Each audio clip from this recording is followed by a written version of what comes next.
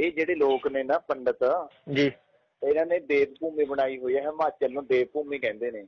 ਅੱਛਾ ਜੀ। ਇਹ ਜਿਹੜਾ ਪੱਧਰਾ ਇਲਾਕਾ ਹੈ, ਹਾਂਜੀ, ਇਹਨੂੰ ਕਹਿੰਦੇ ਨੇ ਜਿੱਦਾਂ ਉਹ ਜਿਹੜਾ ਦੱਖਣ ਵਾਲਾ ਇਲਾਕਾ ਹੈ, ਹਾਂਜੀ, ਦੱਖਣ ਦੇ ਲੋਕ ਮੂਰਤੀ ਪੂਜਾ ਨੂੰ ਨਹੀਂ ਮੰਨਦੇ ਜੀ, ਕ੍ਰਿਸ਼ਨ ਵੀ ਉੱਧਰ ਹੀ ਕਰਦਾ।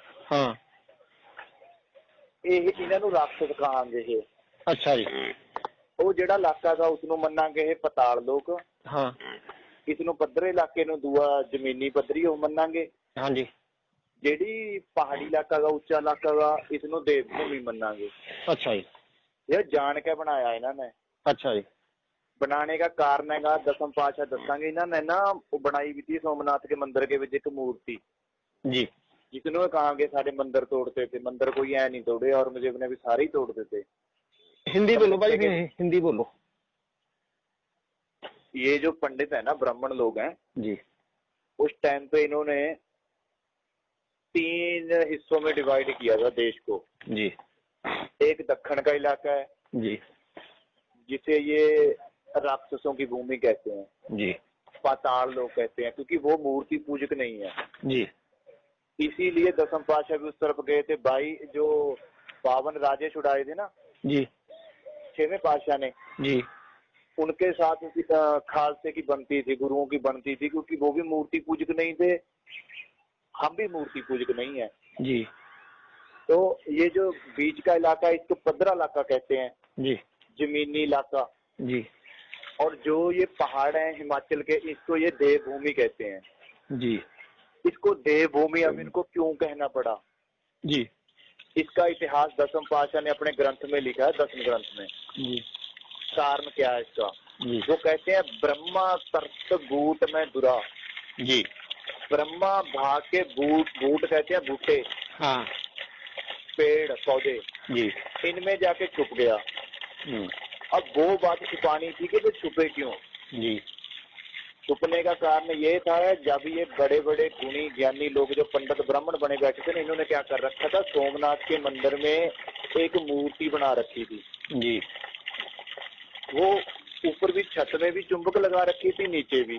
जी, इस तरीके से बैलेंस कर रखी थी जैसे साइंस होती है ना, जी, टेक्नोलॉजी। जी, टेक्नोलॉजी के जरिए वो ऐसे फिट कर रखी थी कि हवा में उड़ती थी। जी, लोगों को कहते हैं देखो भगवान जी हवा में उड़ते हैं।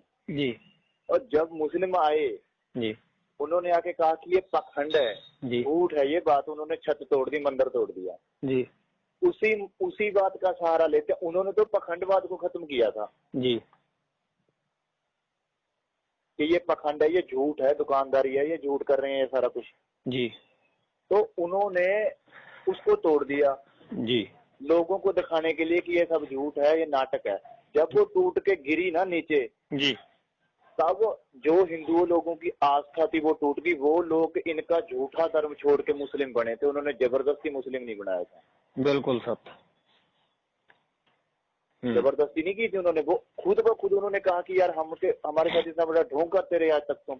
हाँ, और फिर बाद में जब उन्होंने देखा मुस्लिमों ने, जी, उन्होंने एक जिद पकड़ ली, पहले गऊ खानी पड़ेगी तुम्हें।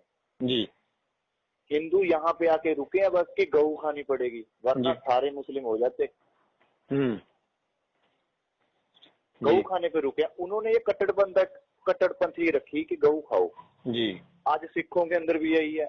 जी, कृपान पाओ जी, अमृत छको जी। अरे कृपान की पाओ, तुम वाणी की विचारधारा बता दो। हाँ, इसके बाद खुद ब खुद बन जाएंगे सभी।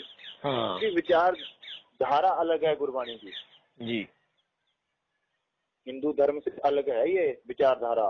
जी, कबीर जी क्या कहते हैं अब मन उल्ट सनातन हुआ। जी, जब पंडित को कहा ना भूखे भगत न कीजिए, फरमाड़ा अपनी लीजिए। जी, माया का भूखा प्राणी, रिद्धि सिद्धियों का भूखा प्राणी भक्ति नहीं कर सकता। जी, मेरे को रिद्धि सिद्धियां नहीं आती। वो कहते थे, पहले तो कहते थे दर्शन होंगे, बाद में जब उसने कहा कि 70 साल हो गए दर्शन नहीं हो रहे, जी, तो वो कहते हैं रिद्धि सिद्धियां मिलेंगे। वो कहता है मेरे को रिद्धि सिद्धियां नहीं चाहिए, अब तुम भूख पे आ गए माया की पे, जी, अब मुझे तुम्हारी माला नहीं चाहिए। जी, भूखे भक्त न कीजिए, फिर माला अपनी लीजिए, पकड़ो अपनी माला में चला। जी, अब वो माला फेरता था पहले। जी, उसके बाद मगहर गया, वहां जाके दर्शन पाए। पहले दर्शन मगहर पायो, जी, अब वहां पे दर्शन करके कहता है अब मन उल्ट सनातन हुआ। अगर अब ये कहते हैं उसका मन उल्ट कर अब सनातन हो गया जी, ठीक है, अब सनातन हो गया मान लिया। जी, जब माड़ा फेरता था तब वो क्या था, पहले क्या था जब माड़ा फेरता था, उसका धर्म। इसका मतलब माड़ा फेरनी सनातन धर्म नहीं है। बिल्कुल।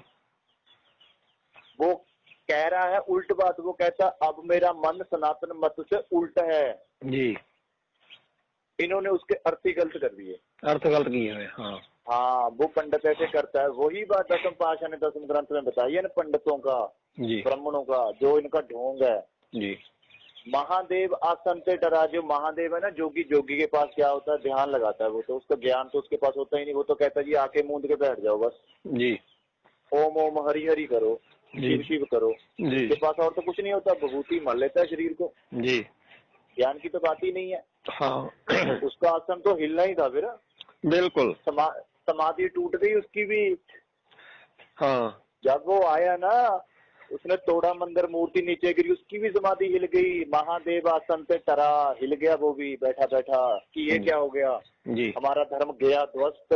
लोगों ने देख लिया, सामने खड़े हैं जी, वो धर्म छोड़ने को तैयार है। वो कहते हैं हम इस ढोंग के जाल से निकलेंगे, अब धर्म ही छोड़ देंगे ये। जी, उसका भी आसन हिल गया। तो जो छुपे थे वहां जाके जी, पहाड़ियों में, जी, फिर वो बात खुल के सामने ना आ जाए कि ये जहां वहां जाके क्यों छुपे थे, जवाब नहीं होता ना जब इनके पास, जी, सब पहाड़ियों पे चढ़ते हैं। जितने पहाड़ियों पे चढ़े हैं भक्तियां करने के लिए, सब ढोंगी थे, डोंगी थे, डोंगी। मैंने यही पूछा था शमशेर से। जी मैंने बोला कि जितने भी महापुरुष हैं जिन्होंने परमात्मा को पाया, जी एक भी बताओ कौन सा था जिसने जाके हिमालय पे भक्ति की, पहाड़ों पे जाके भक्ति की। जी मैं को वो तो अपना कार्य करते थे। जी मैंने पूछा कि गुरु नानक साहब क्या करते थे, तो हल चलाते थे। कबीर साहब क्या करते थे, खड्डी बुनते थे। हाँ रविदास जी क्या करते थे, वो बोलता है जूता बनाते थे। जी। तो मैं कहा ये लोग जो कार्य करते थे, तो जो आपका गुरु है उसने कार्य क्यों नहीं किया, वो क्यों भाग गया उधर दूसरी तरफ। भागना ही था, सदना कौन सा, कसाई था, कसाई था, बकरे काट के बेचता था। बिल्कुल।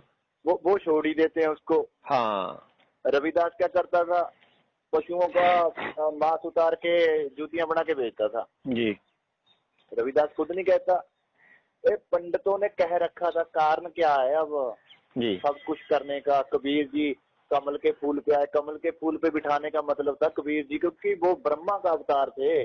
जी, इनका कमल पे ब्रह्मा बैठता है। जी, वो गरीबदास की भी लगा रखी है उस पे, कमल पे फोटोएं। जी, ये कारण है इसका जी, कि वो जी जलाए नहीं थे, क्योंकि पंडित ने अपने सिमर्थ शास्त्रों में लिख रखा है, धर्म उसका ये है सिमर्थ शास्त्रों का, कि नीची जात वाले को ज्ञान नहीं हो सकता। जी, और रविदास क्या कहता है, जी, एक ही पंक्ति है, एक ही पंक्ति में हिंदू धर्म का पूरा धर्म ध्वस्त करता है, खत्म कर देता है। जी, नागर जना जी, मेरी जात विख्यात चमारंग। जी, उसका कहने का कारण क्या है, नागर जना कहता है, नगर के जन कहते हैं ज्ञानवान को, जी, नगर कहते हैं गांव को। जी, काशी के बाहर खड़ा होकर कहता है, नागर जना बड़े बड़े गुणी ज्ञानी लोगों, जी, मेरी जात विख्यात चमारम, मशहूर जात मेरी चमारम, मेरे को ज्ञान है। जी, तो उनका तो धर्म झूठ हुआ या नहीं हुआ? बिल्कुल। बोले क्यों नहीं रविदास के आगे, आदर सहित विपर करे दंडौत। जब जाते थे बात करने के लिए, फिर वो ऐसे नहीं छोड़ता था, दंडौत करवाता था। बिल्कुल ठीक है। आदर सहित करो, लेट के डंडे की तरह करते थे पंडित ब्राह्मण। आज भी रविदास की वाणी के आगे जो भी आएगा झुकना ही पड़ेगा। बिल्कुल सब। वो समय गया जब ये कहते थे नीच जाति वालों को पढ़ने नहीं देना है। जी, आज तो सभी पढ़ लिख गए हैं, आप भी पढ़ गए, हम भी पढ़ गए, आपको भी पता है सच्चाई क्या है। फिर शमशेर बोला कि भाई नितिन के खिलाफ क्यों नहीं बोलते। मैं कहा यार हम तो सभी के खिलाफ बोल रहे हैं, इसमें नितिन नहीं आया क्या? हाँ, मैं कहा क्या होता है भाई कि जैसे मान के चलो जो नितिन का जहाँ से पंथ शुरू हुआ, तो मैं कहा जो उनका जहां से पंथ शुरू हुआ वो आदमी कार्य करता था, जी वो भागा नहीं छोड़ के अपना गांव। जी जिम्मेदार था, जिम्मेदारी करता हुआ था। जी गरीबदास जी जो था वो भी मैं कार्य करता था, वो भी जिम्मेदार था, हल चलाता था वो भी। जी। आपको इसीलिए बोला कि आपको सिर्फ बोला नहीं, मैंने पूछा कि आपका गुरु पहाड़ों की ओर क्यों भागा, क्या कारण था, आपसे मैं ये पूछा बस। मैंने आपको बता तो दिया उसका गुरु पहाड़ों की तरफ क्यों भागा। वो तो आपने बता ही दिया, लेकिन ये बात होती है उसकी हमारे खिलाफ ना बोलो, उसके खिलाफ ना बोलो। मैं कहा यार खिलाफ की थोड़ी बात है। ये जो विहंगम वाले हैं ना, जी ये कल से देख ही रहे हैं ग्रुपों में हम, जी। आप भी देखे। इनको ये है कि दूसरे के खिलाफ बोलो, हमारे खिलाफ ना बोलो। बोलो ना, हाँ अरे तुम कौन सा दूध के दूल्हे हो। बिल्कुल, श्वासों के विपरीत चलते हैं ये लोग। फिर क्या करते हैं, भंगम जोग बोलते हैं, पक्षी मार्ग।